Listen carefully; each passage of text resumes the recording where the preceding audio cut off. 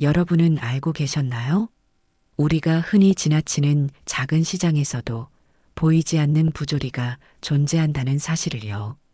평생을 일군 가게가 하루아침에 사라진다면, 그리고 그 뒤에 거대한 힘이 움직이고 있다면, 과연 누구의 잘못일까요? 오늘 한 어머니의 이야기입니다. 그리고 너무 늦게 진실을 깨달아 버린 아들의 이야기이기도 하지요. 지금부터 함께 따라가 보겠습니다. 영상 시작 전 구독과 좋아요 부탁드립니다. 오른쪽 아래에 구독 버튼 눌러주세요. 서울 변두리의 작은 재래시장. 아직 어둠이 채 가시지 않은 새벽. 희뿌연 가로등 불빛은 시장 통로를 따라 희미하게 길을 밝히고 있었다. 그 불빛 아래 이정자의 손은 쉴 새 없이 움직였다. 68배 나이가 무색하게 그녀의 동작은 날렵했다. 앞치마를 두른 그녀의 손끝에서 떡볶이 국물이 보글보글 끓어올랐고 고추향과 달콤한 떡 냄새가 새벽 공기에 스며들었다. 이정자는 국자를 들어 국물을 젓고 있었다. 붉은 양념이 국자를 따라 소용돌이치며 원을 그렸다. 국물이 끓을 때마다 얼굴에 닿는 따스한 김은 겨울 새벽의 차가움을 조금씩 녹여주었다. 그녀는 어묵꼬치를 정리하며 혼잣말처럼 중얼거렸다. 오늘도 손님 많아야 할 텐데. 목소리에 담긴 기대감은 30년이라는 시간 동안 매일 아침 그녀의 가슴을 설레게 했다. 이정자에게 하루의 시작은 여전히 설렘과 긴장감이 공존하는 순간이었다. 가로등 불빛이 그녀의 주름진 얼굴을 비추었고 눈가의 잔주름은 수많은 세월을 증명하는 듯했다. 새벽 4시. 이정자의 하루는 알람 소리보다 먼저 시작되었다. 몸이 스스로 깨어나는 시간이었다. 좁은 단칸방에서 세수를 마치고 아직 어둑한 골목길을 따라 시장으로 향하는 발걸음은 30년 동안 한 번도 멈추지 않았다. 떡볶이를 팔아 하루 벌어 하루를 살았지만 남에게 손 벌리는 삶은 결코 살지 않았다. 그녀의 아들 강민우는 청와대 정책특보가 되었다. 신문에도 몇 번 실린 아들의 사진을 볼 때마다 이정자의 가슴은 뿌듯함으로 부풀었다. 하지만 이정자는 단 한 번도 아들에게 손을 벌리지 않았다. 엄마, 제발 장사 그만하고 편히 쉬세요. 아들의 말에 이정자는 그저 미소를 지었다. 손등에 굵은 핏줄이 도드라진 손으로 아들의 얼굴을 쓰다듬으며 대답했다. 야야, 난 이렇게 사는 게 좋다. 내가 엄마 걱정할 시간이나 있겠어? 남에게 신세 지는 것. 그것은 이정자가 평생 거부한 삶의 방식이었다. 남편이 집을 나간 후 홀로 아이를 키울 때도 그녀는 한 번도 주저앉지 않았다. 손바닥이 갈라질 만큼 일해도 누구에게도 기대지 않았다. 그러니 이제 와서 아들에게 기대는 건 더더욱 싫었다. 국물에서 피어오르는 김을 바라보며 이정자는 생각했다. 그래도 내가 번 돈으로 누군가를 도울 수 있는 게 얼마나 좋은가. 이정자는 매달 번 돈 중 일부를 고아원과 노인복지관에 기부했다. 자신이 어렵게 살아온 만큼 힘든 사람들의 마음을 누구보다 잘 알았기 때문이었다. 시장 사람들은 그녀의 이런 마음을 존경했다.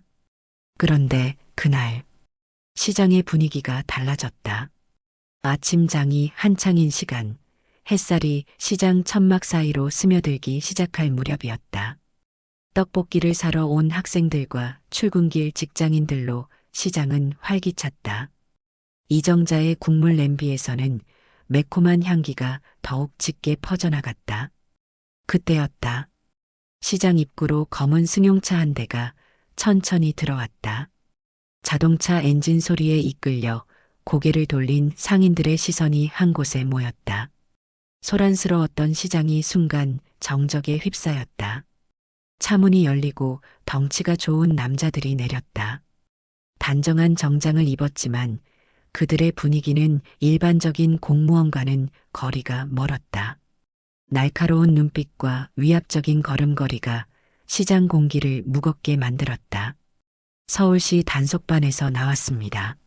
서류를 든 남자가 시장 한복판에서 소리쳤다. 목소리는 마치 시장 천막을 뚫고 지나갈 듯 날카롭게 울렸다. 사람들이 웅성거렸다. 누군가 작은 목소리로 의문을 제기했다. 공무원이 이렇게 우락부락한 사람들이라고? 원래 이렇게 단속하나? 상인들 사이로 불안감이 물결처럼 번졌다. 불길한 예감이 스쳤지만 아무도 큰 소리로 말하지 못했다. 남자는 서류를 높이 들고 흔들었다. 햇빛에 반사된 종이가 번쩍였다. 불법 노점상은 모두 철거 대상입니다. 단속에 협조하지 않으면 벌금이 부과됩니다. 시장 상인들은 얼굴을 굳혔다. 그동안 단속반이 나와도 이렇게까지 강압적이지는 않았다. 게다가 이들은 시장 상인회와 사전 협의도 없이 갑자기 나타났다. 이상했다. 위압적인 목소리와 태도에 모두가 움츠러들었다. 그런데도 아무도 항의하지 못했다. 남자들의 눈빛과 태도에서 뭔가 위험한 기운이 느껴졌기 때문이다. 사람들이 수군거리는 사이 한 남자가 이정자의 노점 앞으로 다가왔다. 구두 소리가 아스팔트 위에서 날카롭게 울렸다. 이 가게 허가받은 겁니까? 이정자는 떡볶이를 담던 손을 멈추고 그를 바라보았다. 주름진 얼굴에는 당혹감이 스쳤지만 곧 평온한 표정으로 돌아왔다. 내가 여기서 장사한 지 30년이 넘었소. 그녀의 목소리는 단호했지만 남자는 비웃으며 고개를 저었다. 입가에 걸린 미소가 냉소적으로 느껴졌다. 한자리에서 장사하려면 보호비를 내야 합니다. 한 달에 50만 원. 그 순간 이정자의 얼굴이 굳었다. 손에 쥐고 있던 국자가 미세하게 떨렸다. 이건 단속이 아니다. 갈취다. 이정자는 자신이 단속반이 아니라 조폭과 마주하고 있음을 깨달았다. 시장 주변에서 이런 소문이 돌긴 했지만 직접 마주하게 될 줄은 몰랐다. 그런 돈 없습니다. 이정자의 목소리는 작았지만 단호했다. 남자는 씩 웃더니 고개를 끄덕였다. 그의 눈빛이 차갑게 변했다. 없다고요? 그가 손짓하자 뒤에 서 있던 남자들이 리어카를 잡아당겼다. 쇠붙이가 긁히는 날카로운 소리가 시장에 울려 퍼졌다. 그럼 장사 접어야겠죠? 리어카가 거칠게 흔들렸다. 떡볶이 국물이 철제 바닥에 쏟아지며 매운 양념이 시장 바닥을 붉게 물들였다. 뜨거운 국물에서 연기가 피어올랐고 김밥통이 넘어지며 참기름 냄새가 공기 중으로 퍼졌다. 이정자는 두 손을 허공에 뻗었지만 리어카는 이미 바닥에 나뒹굴고 있었다. 시장 사람들은 숨을 죽인 채 이 광경을 지켜봤다. 누군가 나서야 한다는 걸 알지만 감히 나설 수 있는 사람이 없었다. 긴장감이 시장 공기를 무겁게 누르고 있었다. 이건 너무하는 거 아니오. 구석에서 누군가 외쳤지만 남자들은 비웃기만 했다. 눈에 띄지 않는 곳에서 터져나온 항의는 금세 침묵 속에 묻혔다. 이 시장, 이제 우리 관리합니다. 그러니 불법 장사는 다 철거해야죠. 이정자는 그 자리에서 털썩 주저앉았다. 손끝이 떨렸다. 떡볶이 국물이 흥건한 바닥 위로 그녀의 주름진 손이 힘없이 내려앉았다. 30년 동안 지켜온 자리가 순식간에 무너지는 것을 바라보는 눈에는 절망이 가득했다. 이제 난 어디로 가야 하나? 그녀의 떨리는 목소리는 시장 사람들의 가슴을 서늘하게 만들었다. 아침 햇살이 시장 천막을 비추었지만 그 따스함이 이정자의 마음에는 닿지 못했다. 오늘도 시작된 하루였지만 이정자에게는 모든 것이 끝난 것만 같았다. 30년 전 서울의 어느 작은 골목. 아직 동이 트기 전 새벽 차가운 공기가 골목 사이를 서성이던 때였다. 젊은 이정자는 작은 철제 리어카를 밀며 길을 나섰다. 어깨를 움츠리며 뜨거운 입김을 불어 손을 비비던 28배 여인. 그녀의 앞치마에는 고추장 자국이 희미하게 남아 있었고 손끝은 국물에 데인 듯 붉게 물들어 있었다.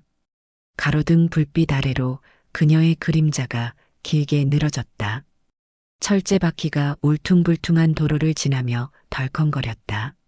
새벽의 고요함 속에서 그 소리만이 유독 선명하게 울려 퍼졌다. 가끔은 움푹 패인 곳에 걸려 리어카가 기우뚱했지만 이정자는 멈추지 않았다. 그저 더 단단히 손잡이를 움켜쥐고 앞으로 나아갔다. 조금만 더 가면 돼. 민우 깨기 전에 다 준비해야지. 그녀는 자신에게 속삭이며 발걸음을 재촉했다. 길모퉁이를 돌아 시장으로 향하는 그 순간이었다. 그때 철제 대문이 덜컥 열렸다. 쇠망치가 부딪히는 소리처럼 날카롭게 울리며 이정자의 걸음을 멈추게 했다. 엄마, 나도 갈래. 5살의 강민우가 맨발로 뛰어나오고 있었다.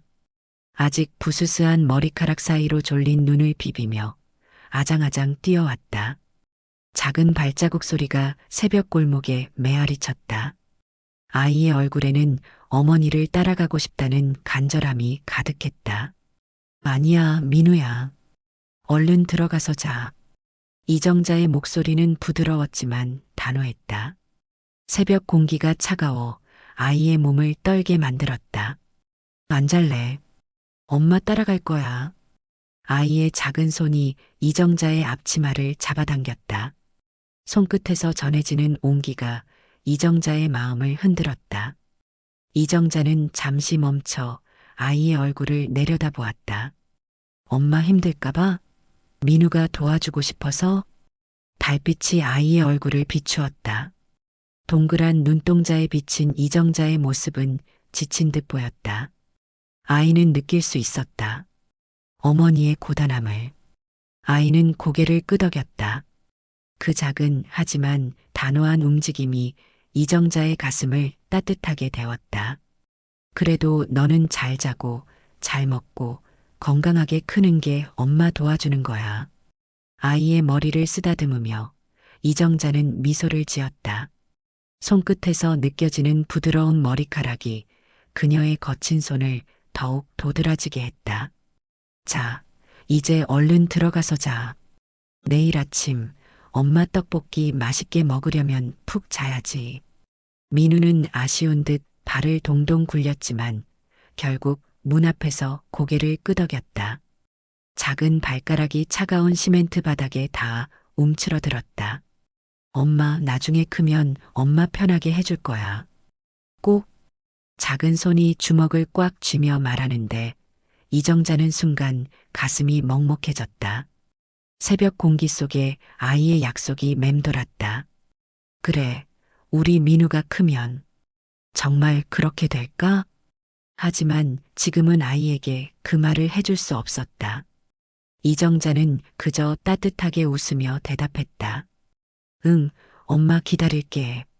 아이는 철제 대문 안으로 들어갔고 이정자는 다시 리어카를 밀기 시작했다.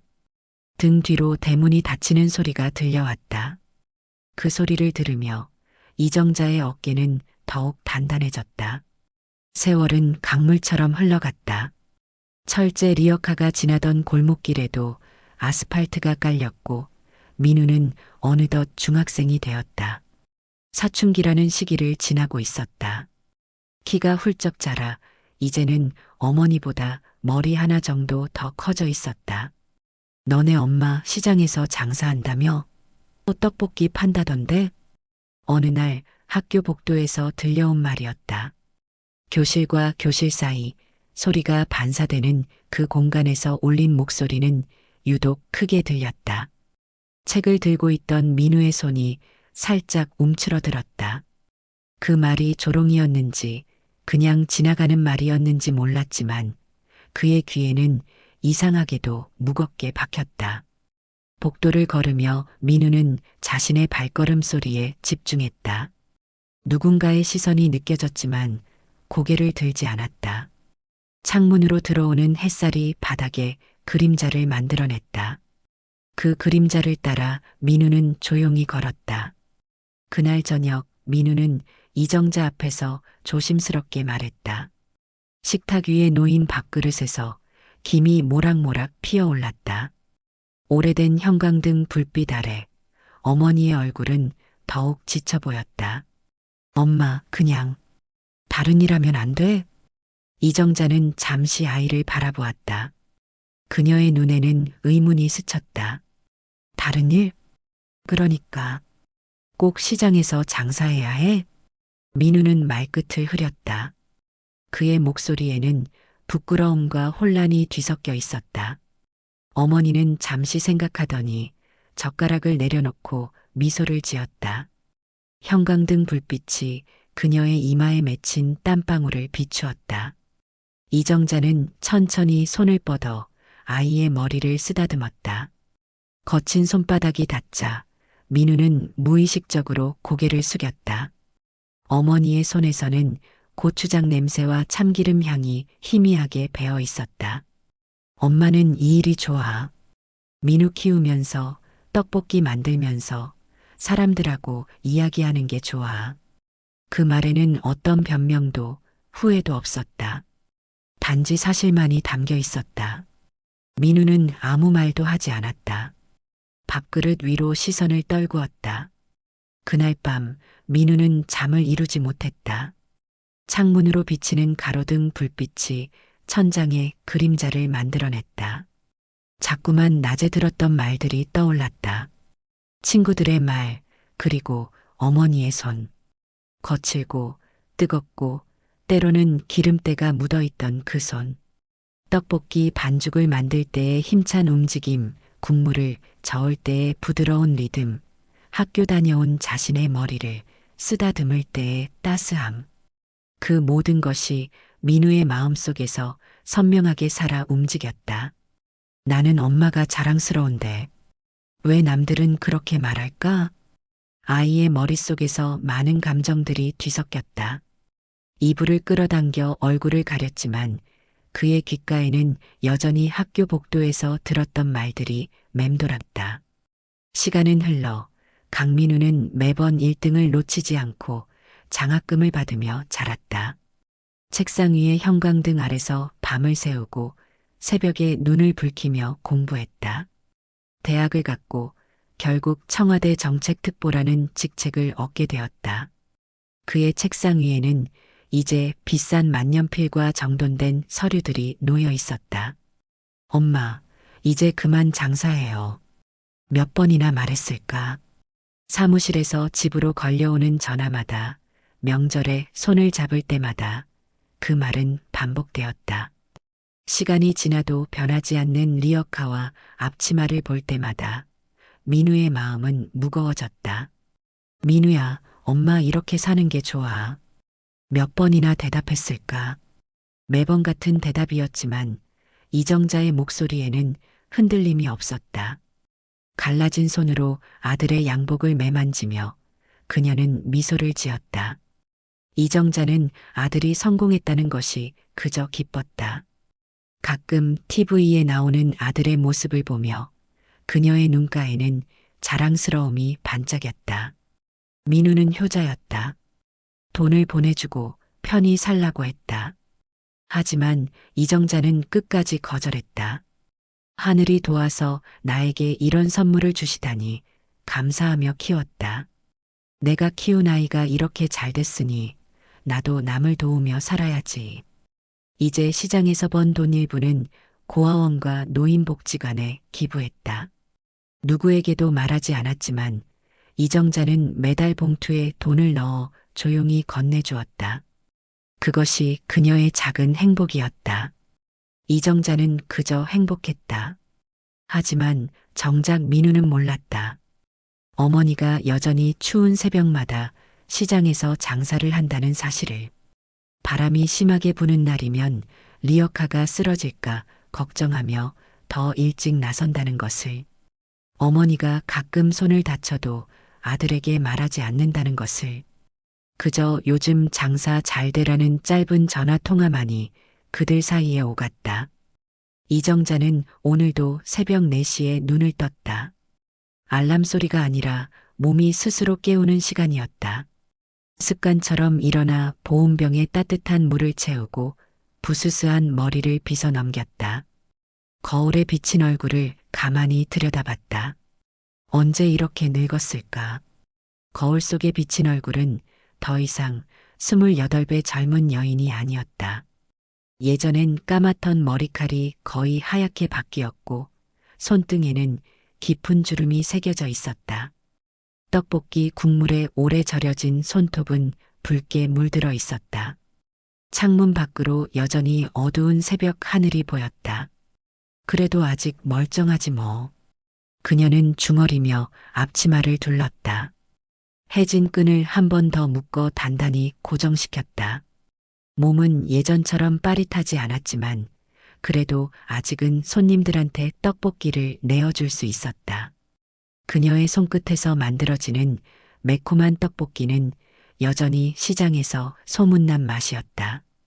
그런데 그녀가 이제 더는 이 시장에서 장사를 하지 못할지도 몰랐다. 현관문 앞 신발장 위에 놓인 봉투가 그녀의 시선을 붙잡았다. 이정자는 문가에 놓인 두툼한 봉투를 내려다보았다. 그 안에는 50만 원이 들어 있었다. 조폭들이 요구한 보호비였다. 시장 사람들에게 도움을 받으려 했지만 아무도 선뜻 나서지 못했다. 오랜 이웃들은 외면하지 않으려 했지만 그들 역시 두려움에 떨고 있었다. 이 할머니 나서봤자 우리까지 위험해져요. 우리도 먹고 살아야 하잖아요. 사람들은 미안한 얼굴을 하면서도 고개를 저었다. 리어카 철제 표면에 떨어지는 빗방울 소리처럼 한마디씩 변명이 쏟아졌다. 이정자는 그들을 탓할 수 없었다. 그들도 가족이 있고 지켜야 할 생계가 있었다. 아무래도 우리끼리 해결할 수 있는 문제가 아닌 것 같아요. 그 말이 맞았다. 이제는 장사를 계속할 수 있을지조차 확신이 없었다. 봉투 안의 돈이 무겁게 느껴졌다. 50만 원. 이 돈을 내면 한 달은 더 버틸 수 있다. 하지만 그 다음 달은? 그 다음에는?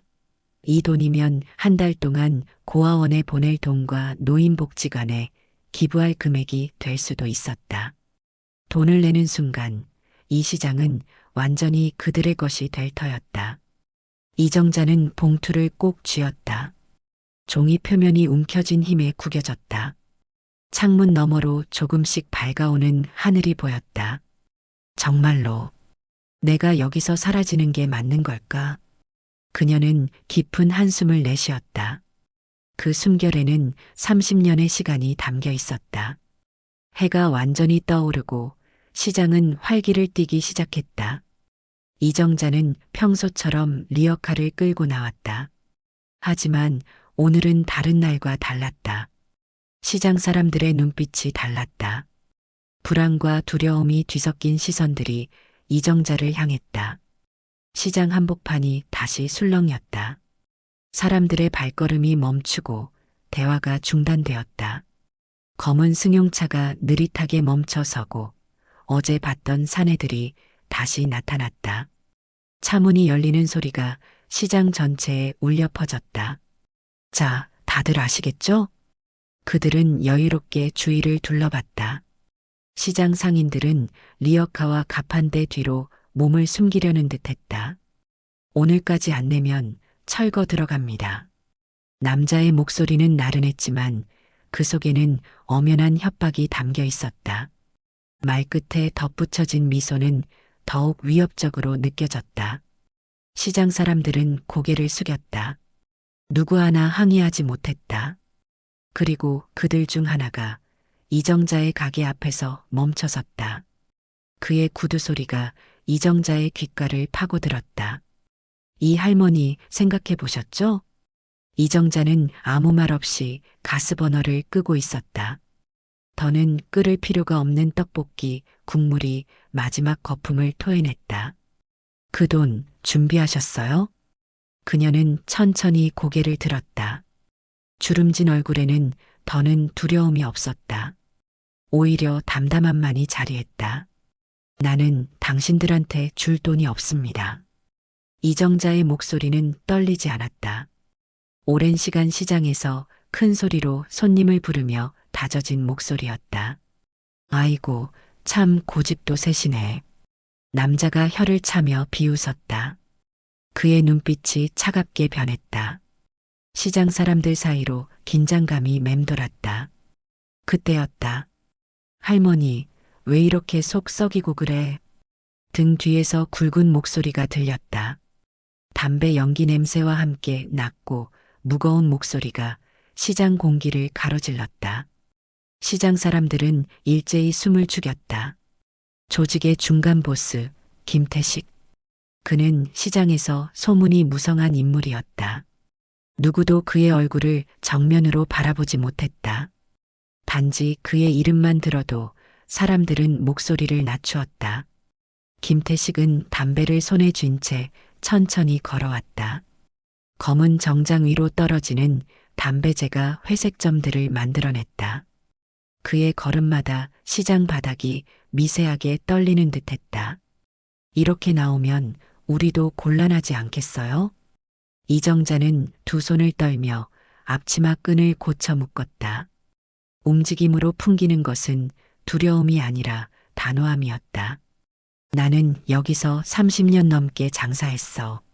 내 손으로 번 돈으로 먹고 살았고 한 번도 남한테 패 끼친 적 없어. 매일 새벽 시장으로 향하던 그 발걸음들, 비가 오나 눈이 오나 지켜온 자리, 그녀의 말에는 오랜 세월의 무게가 실려 있었다. 그러니까 그걸 계속하려면 돈을 내셔야죠. 김태식이 천천히 리어카를 두드렸다. 철제 표면에 부딪히는 손가락 소리가 마치 시계 초침처럼 규칙적으로 울렸다. 여기서 계속 장사할 거면 룰을 따라야 하지 않겠어요? 이정자는 한숨을 삼키며 입을 열었다. 그녀의 눈가에 맺힌 주름이 더 깊게 패였다. 내가 낸 돈이 시장 관리비로 가는 게 아니잖아. 김태식이 피식 웃었다. 그의 얼굴에 번진 웃음은 시장의 공기를 더욱 차갑게 만들었다.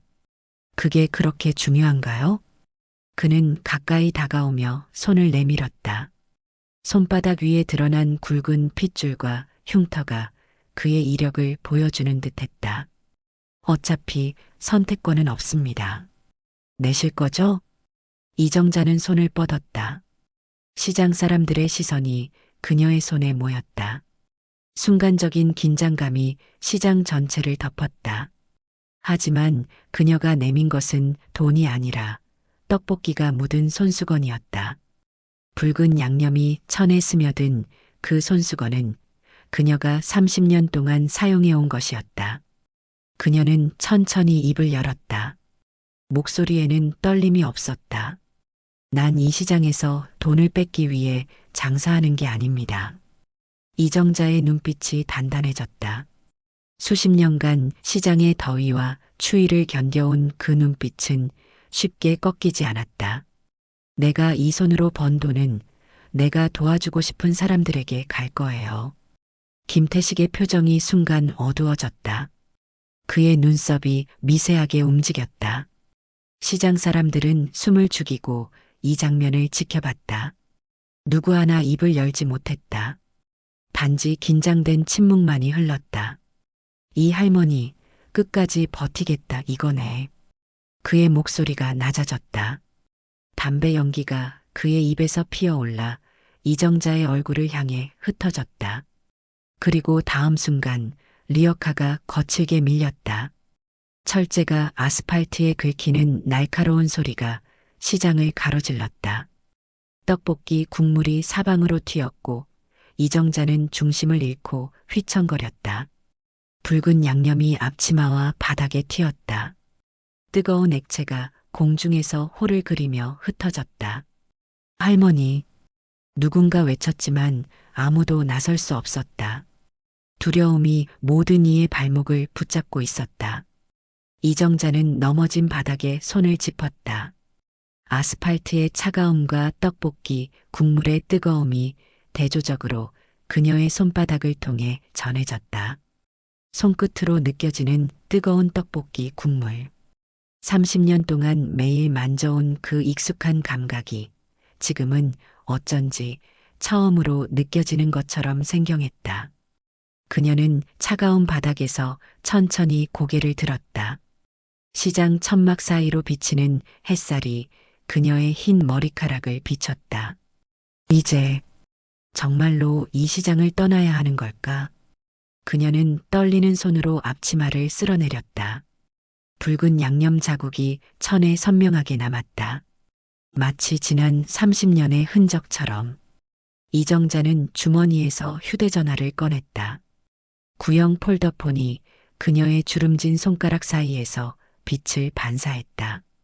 빨간 떡볶이 국물이 묻은 손가락으로 폰을 만지니 휴대폰 표면에도 붉은 반점이 남았다.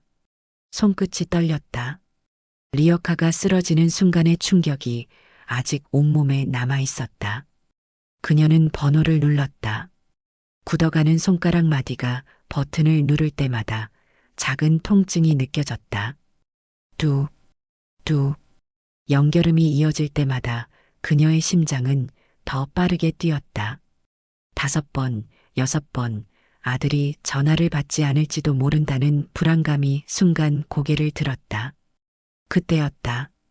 여보세요? 엄마. 강민우의 목소리가 들렸다. 사무실 소음 너머로 들려오는 그의 목소리는 단정하고 또렷했다.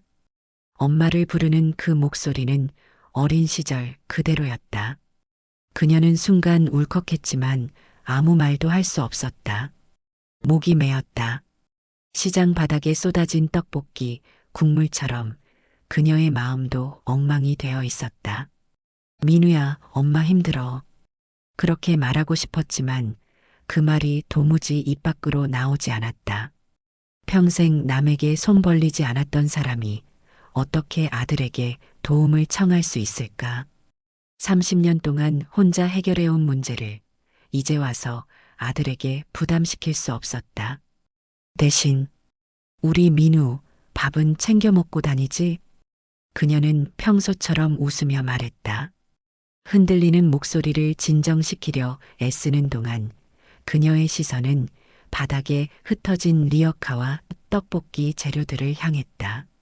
아들은 모를 것이다. 어머니가 지금 어떤 상황에 처해 있는지를. 그럼요. 엄마도 건강 잘 챙기셔야죠. 아들의 목소리가 활기찼다. 전화기 너머로 종이 넘기는 소리가 들렸다. 아마도 중요한 회의 중이거나 서류를 검토하고 있었을 것이다. 청와대 정책특보는 늘 바쁜 자리였다. 그래, 그래야지. 이정자의 목소리는 차분했지만 그녀의 심장은 빠르게 뛰고 있었다.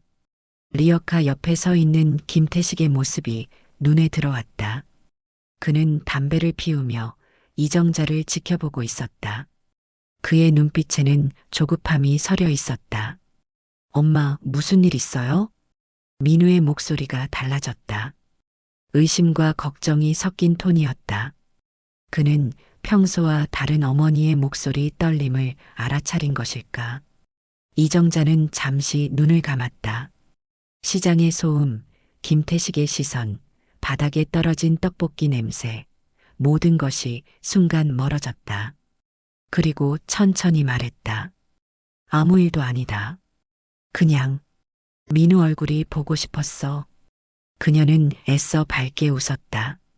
비록 민우는 그 웃음을 볼 수 없었지만 목소리에 웃음기를 담으려 노력했다. 주름진 눈가에 맺힌 눈물을 손등으로 훔쳤다. 그리고 우리 민우 너무 바쁠 텐데 엄마가 귀찮게 한 거 아니야? 전화기 너머로 민우가 무언가 대답하려는 순간 이정자는 통화를 끊었다. 더 이상 목소리를 감출 수 없었기 때문이었다. 그녀는 조용히 핸드폰을 내려놓았다. 폴더를 닫는 소리가 시장의 정적 속에서 유독 크게 들렸다. 아침의 공기는 유난히 차가웠다. 봄이 시작되었지만 아직 겨울의 흔적이 남아있는 날씨였다. 이정자는 한동안 바닥에 흩어진 떡볶이 국물을 바라보고 있었다. 빨간 양념이 콘크리트 바닥 틈새로 스며들고 있었다. 마치 그녀의 삶이 틈새로 사라져가는 것처럼 느껴졌다. 손끝으로 바닥을 짚자 미지근한 온기가 느껴졌다. 조금 전까지 뜨거웠던 국물은 이제 식어가고 있었다. 시간이 흐르는 것을 느끼며 이정자는 작게 중얼거렸다. 이게 마지막이 될지도 모르겠네. 그 말은 자신에게 하는 것이었지만 주변의 공기를 더욱 무겁게 만들었다. 그녀는 천천히 몸을 일으켜 앉았다. 무릎에서 뻐근한 통증이 느껴졌지만 그녀는 표정을 바꾸지 않았다. 시장 사람들은 누구도 다가오지 못하고 멀찍이 바라볼 뿐이었다. 안타까운 눈길, 하지만 감히 손 내밀 수 없는 거리감. 슬그머니 열린 가게 문 사이로 몇몇 상인들의 얼굴이 보였다. 그들의 눈빛에는 동정과 죄책감이 뒤섞여 있었다. 우리도 저렇게 될까? 하는 두려움도 엿보였다. 이정자는 그런 시선을 익숙하게 받아들였다. 살아오면서 늘 그런 시선 속에서 걸어왔다. 살면서 도움을 받고 싶었던 순간이 없었을까? 물론 많았다. 남편이 집을 나갔을 때, 어린 민우가 열병으로 밤새 울었을 때, 폭우로 리어카가 떠내려갔을 때, 겨울 장사가 안 돼 난방비조차 내기 어려웠을 때. 하지만 그때마다 이정자는 혼자 이겨내야 했다. 도움을 청할 곳이 없었고 청하지 않는 법을 배웠다. 그녀는 바닥에 떨어진 주걱을 주워들었다. 국물이 묻어 미끄러웠다. 주걱 위로 반쯤 말라가는 떡볶이 양념이 붉은 자국을 만들고 있었다. 그 자국은 마치 그녀의 주름진 손바닥 위에 새겨진 삶의 흔적처럼 보였다.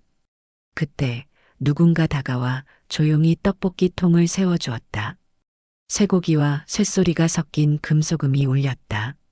할머니, 여기 다시 세워요. 떨리는 손이었다. 그 손끝에서 긴장감이 전해졌다. 어제까지만 해도 고개를 돌리던 젊은 김신의 채소가게 주인이었다. 그의 눈빛에는 두려움과 함께 작은 용기가 서려 있었다. 아까 보니까 가게에 쌀떡 좀 남은 것 같던데 더 가져다 드릴까요? 그의 목소리는 작았지만 시장의 정적 속에서 선명하게 들렸다. 그 말을 신호로 하나둘씩 몇몇 상인들이 고개를 들기 시작했다. 문 뒤에 숨어 있던 사람들이 천천히 걸음을 옮겼다. 그들의 표정엔 여전히 두려움이 묻어 있었지만 침묵이 계속되면 아무것도 바뀌지 않는다는 걸 깨닫고 있었다. 누군가는 행주를 가져와 바닥에 국물을 닦기 시작했고 다른 이는 흩어진 재료들을 모으기 시작했다. 할머니, 그냥 포기하지 마세요. 그 말은 작은 속삭임이었지만 이정자의 가슴에 깊이 박혔다. 그녀는 그 말을 듣고 아무 대답도 하지 않았다. 말이 필요하지 않았다. 그저 조용히 무너진 리어카를 일으켜 세웠다. 낡은 철제 프레임이 삐걱거리는 소리를 냈지만 여전히 견고했다. 이곳이 그녀의 삶이었다. 쓰러져도 다시 일어서는 삶. 도움을 청하지 않고 스스로의 힘으로 나아가는 삶. 리어카의 바퀴가 다시 땅에 닿는 순간 이정자의 눈빛에 결연함이 스쳤다. 바로 그때 시장 입구에서 소란스러운 소리가 들려왔다. 사람들의 시선이 일제히 그곳으로 향했다.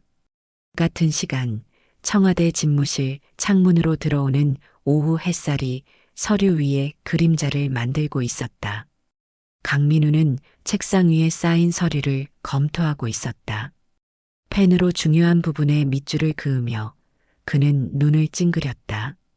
경제정책 보고서의 숫자들이 그의 시선 아래 나열되어 있었다. 다음 주 경제정책 관련 회의 일정, 조율 부탁드립니다. 그의 목소리는 차분했지만 그 안에는 결단력이 스며 있었다. 책상 너머로 서 있던 비서가 고개를 숙였다. 네, 특보님. 청와대 정책특보라는 자리는 바빴다. 하루에도 수십 건의 보고가 올라오고 매 순간 중요한 결정을 내려야 했다. 그의 책상 위 스케줄표는 빼곡히 채워져 있었고 휴대폰은 끊임없이 울려댔다. 밤늦게까지 불이 꺼지지 않는 사무실에서 강민우는 국가 경제의 방향을 고민했다. 하지만 민우는 한 번도 이 바쁨이 힘들다고 생각해 본 적이 없었다. 오히려 그에게는 감사함이 더 컸다. 가난한 노점상 아들에서 청와대 정책특보가 되기까지 그 길이 쉽지 않았음을 누구보다 잘 알고 있었다. 이 자리까지 올 수 있었던 건 어머니 덕분이었다. 창밖으로 보이는 청와대 정원의 나무들이 바람에 살짝 흔들렸다. 민우의 시선이 잠시 그곳에 머물렀다. 우리 민우, 밥은 잘 챙겨 먹고 다니지? 몇 시간 전 어머니의 전화가 머릿속을 스쳤다.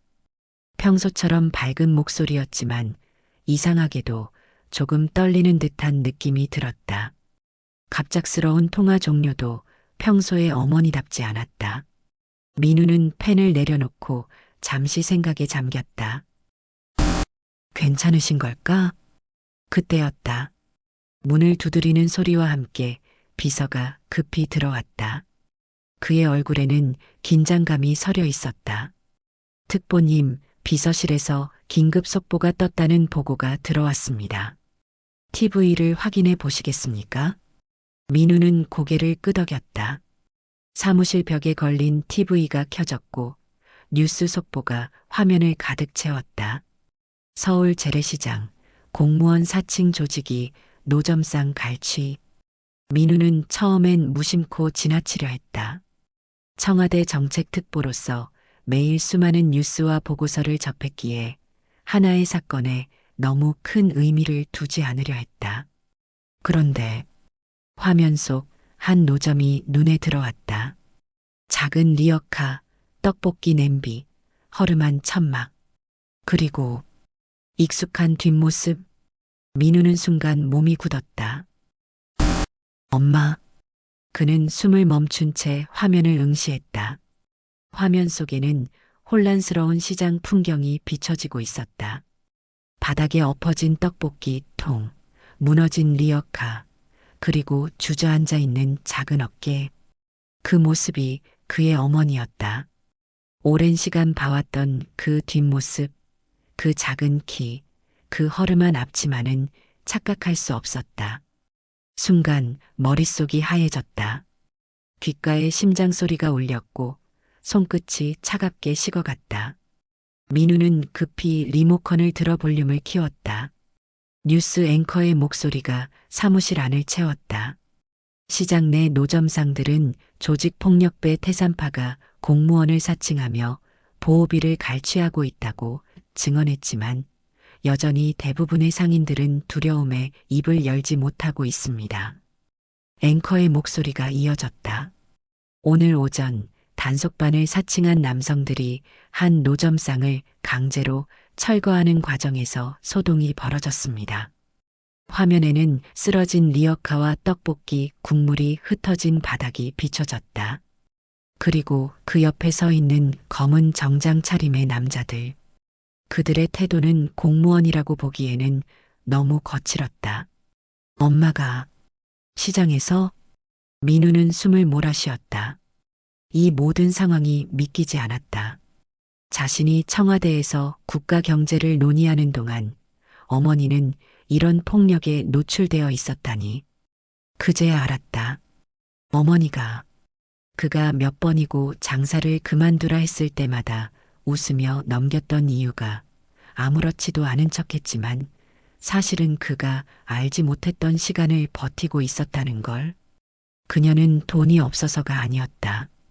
그녀는 스스로를 책임지려 했고 자신이 남에게 의존하는 삶을 원치 않았던 것이다. 그런 어머니가 지금 이 순간 억울하게 시장에서 쫓겨나고 있었다. 어머니가 지켜온 30년의 자리가 단 몇 분 만에 무너져 내리는 것을 지켜봐야 했다. 민우의 가슴이 조여들었다. 그의 손이 떨렸다. 민우는 핸드폰을 들어 곧장 전화를 걸었다. 책상 위 서류들은 이미 그의 관심 밖이었다. 최 수석님, 지금 바로 회의실에서 뵈야겠습니다. 그의 목소리는 흔들림이 없었지만 눈빛은 싸늘하게 식어가고 있었다. 누구도 민우의 결연한 표정을 본다면 그가 단순히 정책 논의를 위한 회의를 소집한 것이 아님을 알 수 있었을 것이다. 20분 후 청와대 회의실, 둥근 테이블 주위로 긴급히 소집된 관계자들이 앉아 있었다. 창밖으로는 늦은 오후에 햇살이 기울고 있었지만 회의실 안의 공기는 팽팽했다. 민우의 앞에는 급히 준비된 서류들이 놓여 있었다. 태산파 조직이 시장을 장악했다고? 최 수석이 자료를 넘겨보며 얼굴을 찌푸렸다. 그의 눈에는 의심과 놀라움이 교차했다. 네. 이 조직은 단순한 깡패가 아닙니다. 경찰과 유착되어 있고 공무원 행세를 하며 서민들에게 돈을 갈취해 왔습니다. 민우는 담담하게 설명했다. 테이블 위로 놓인 보고서에는 태산파의 활동 내역과 조직도가 상세히 정리되어 있었다. 급히 모은 자료였지만 내용은 충분히 충격적이었다. 이거 그냥 시장 단속 문제가 아닌데. 최 수석의 목소리에는 걱정이 배어 있었다. 이런 사건은 단순히 행정적 처리로 해결될 문제가 아니었다.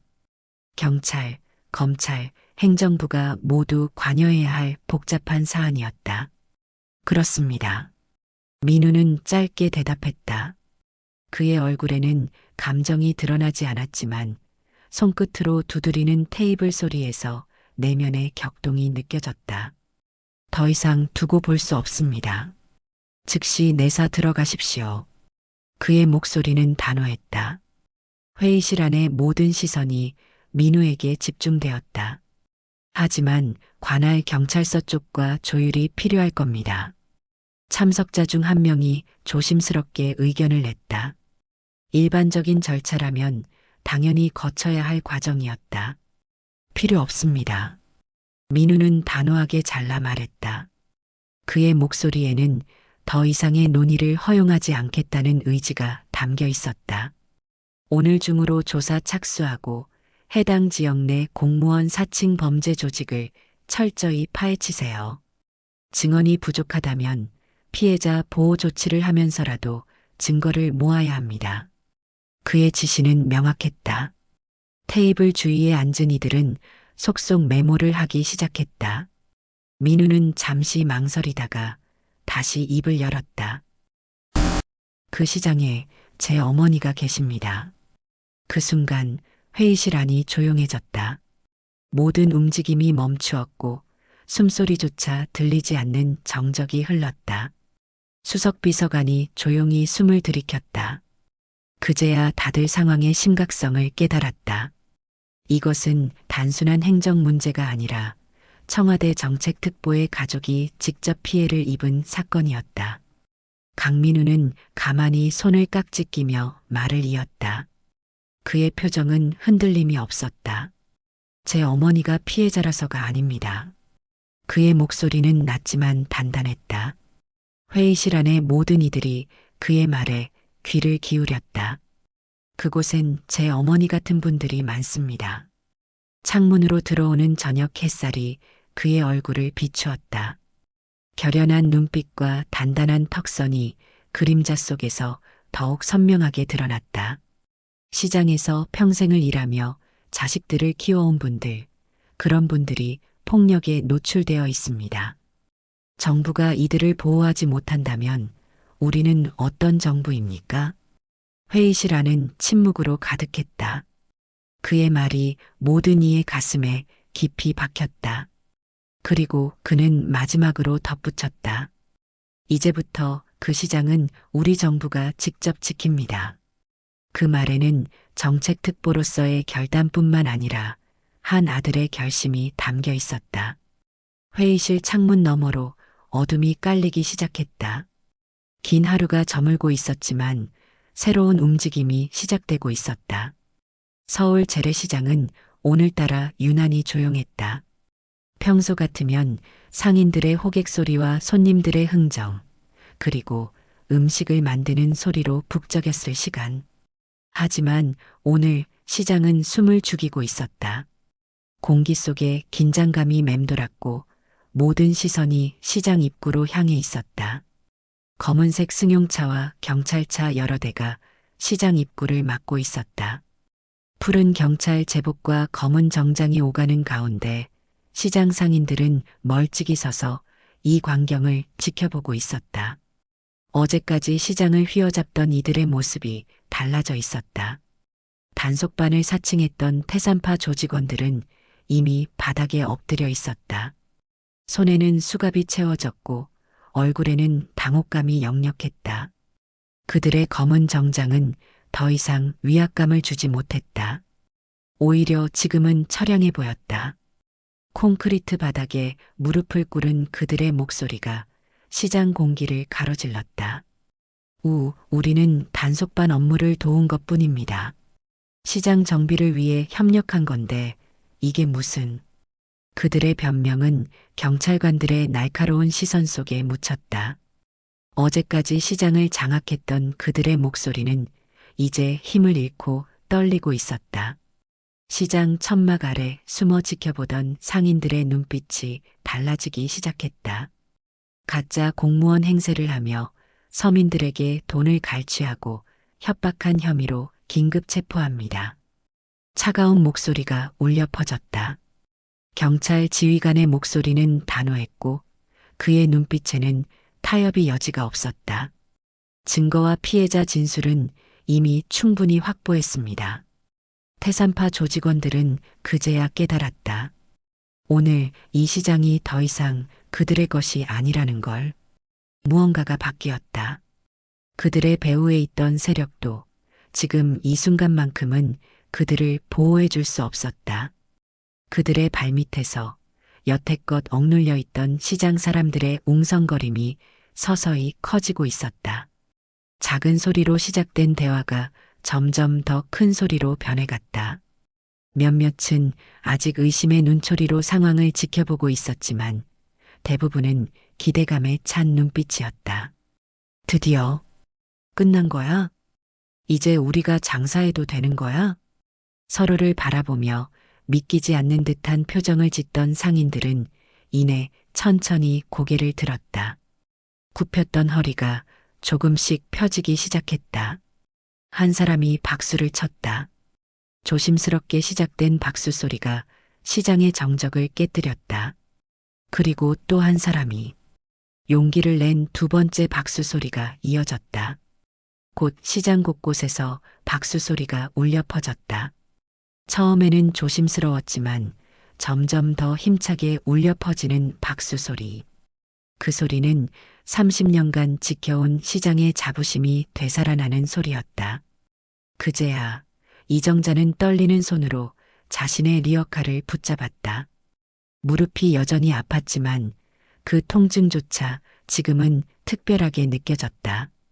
어젯밤만 해도 모든 걸 포기해야 할지도 모른다고 생각했다. 더 이상 이 시장에서 장사를 할 수 없을지도 모른다는 두려움이 그녀의 마음을 짓눌렀었다. 하지만 지금 그녀는 여전히 시장 한가운데 서 있었다. 여전히 그녀의 손에는 떡볶이 국자가 들려 있었고 리어카에는 재료들이 놓여 있었다. 아직 시작하지 않은 하루가 그녀 앞에 펼쳐져 있었다. 그때 익숙한 목소리가 들렸다. 엄마. 이정자는 천천히 고개를 돌렸다. 그 목소리는 그녀가 평생을 들어온 소리였다.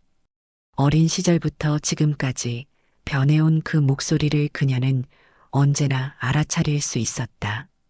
아들이 그곳에 서 있었다. 청와대 정책특보의 권위와 힘이 느껴지는 단정한 모습이 아니라 그저 한 아들로서의 강민우가 그곳에 서 있었다. 청와대 정책특보 강민우. 늘 반듯한 정장 차림으로 단 한 번도 흐트러진 모습을 보인 적 없던 그가 오늘은 무릎을 꿇고 있었다. 시장 바닥에 많은 사람들 앞에서 그는 어머니 앞에 무릎을 꿇었다. 엄마. 그의 목소리가 떨렸다. 항상 자신감 넘치고 단호했던 그 목소리에 오늘은 어린아이 같은 떨림이 묻어 있었다. 그의 눈에는 복잡한 감정이 교차했다. 미안함, 후회, 그리고 사랑. 나 이제 알았어. 이정자는 아무 말 없이 아들을 바라보았다. 그녀의 눈에는 놀라움이 서려 있었다. 여기에 이런 상황에서 아들을 만나리라고는 생각하지 못했다. 강민우는 숨을 삼켰다. 목구멍에 무언가가 걸린 듯했다. 말하고 싶은 것은 많았지만 어디서부터 시작해야 할지 몰랐다.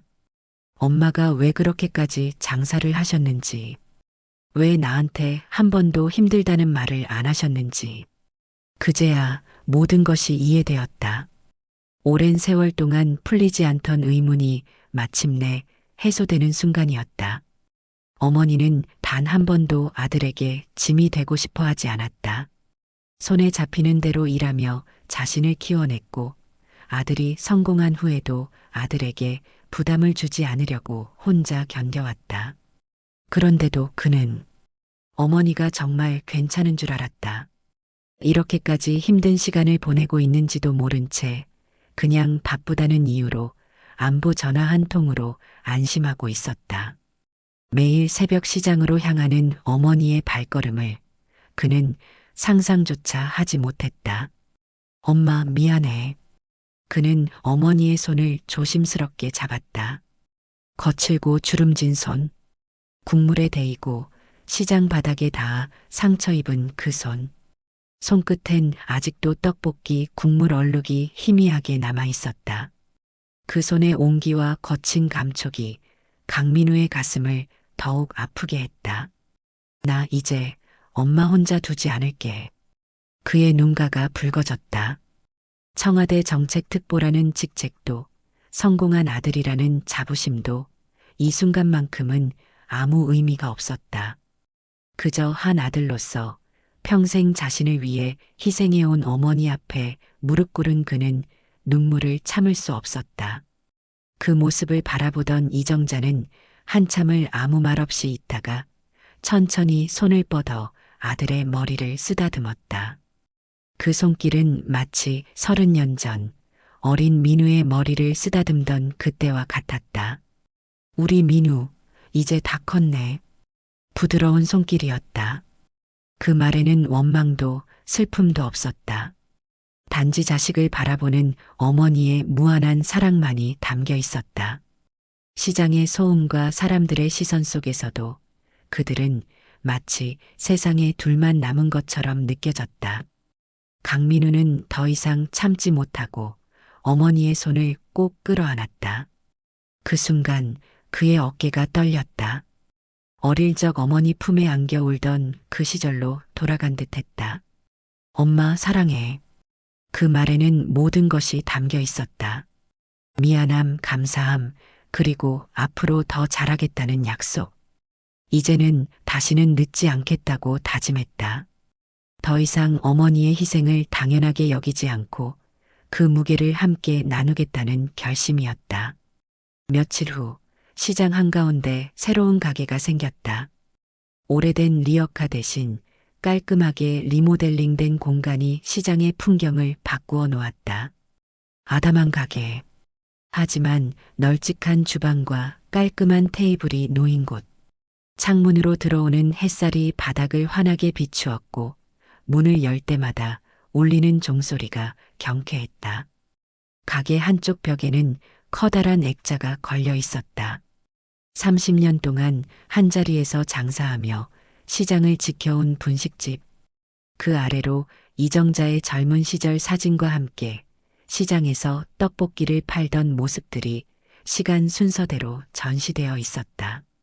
그 사진들 속에는 한 여인의 인생이 고스란히 담겨 있었다. 그곳에서 이정자가 떡볶이를 만들고 있었다. 예전처럼 작은 리어카가 아닌 따뜻한 주방에서 더는 새벽에 추위에 떨며 장사 준비를 할 필요가 없었다. 넓은 조리대와 안전한 가스레인지, 그리고 편안한 바닥. 모든 것이 달라져 있었지만 그녀의 손끝에서 만들어지는 떡볶이의 맛은 여전했다. 할머니, 떡볶이 하나 주세요. 어린아이가 해맑게 뛰어왔다. 가게 문을 열고 들어오는 아이의 발걸음 소리가 경쾌했다. 떡볶이 냄새에 이끌린 듯한 그 아이의 눈이 반짝였다. 응, 잠깐 기다려. 금방 줄게. 이정자는 미소를 지으며 국자로 떡볶이를 떠주었다. 그녀의 얼굴에는 피로의 흔적 대신 평온함이 깃들어 있었다. 더 이상 불안하게 하루하루를 버티는 것이 아니라 자신의 공간에서 자신이 좋아하는 일을 하는 평화로움이 느껴졌다. 그리고 그 모습을 가게 한편에서 강민우가 지켜보고 있었다. 사무실 업무를 잠시 미뤄두고 그는 어머니의 가게에 들러 있었다. 어머니가 떡볶이를 만들고 손님과 대화하는 모습이 그에게는 세상에서 가장 값진 장면처럼 느껴졌다. 엄마, 이제 따뜻한 곳에서 장사하세요. 그는 조용히 혼잣말처럼 중얼였다. 아무도 듣지 못하는 그 말에는 깊은 안도감이 담겨 있었다. 이제야 정말로 어머니를 지킬 수 있을 것만 같았다. 더 이상 어머니가 혼자 고생하는 모습을 두고 볼 수 없었다. 그것이 어머니에 대한 그의 사랑이었고, 오랜 세월 어머니가 그에게 주신 사랑에 대한 보답이었다. 가게방, 시장은 다시 활기를 되찾고 있었다. 떡볶이 냄새, 어묵 국물 향, 시장 상인들의 호객 소리가 다시 골목을 채우기 시작했다. 한때 어두웠던 그곳이 다시금 웃음소리로 가득 찼다. 사람들이 걱정 없이 오가고 상인들이 다시 활기차게 장사를 하는 모습은 마치 옛날로 돌아간 듯했다.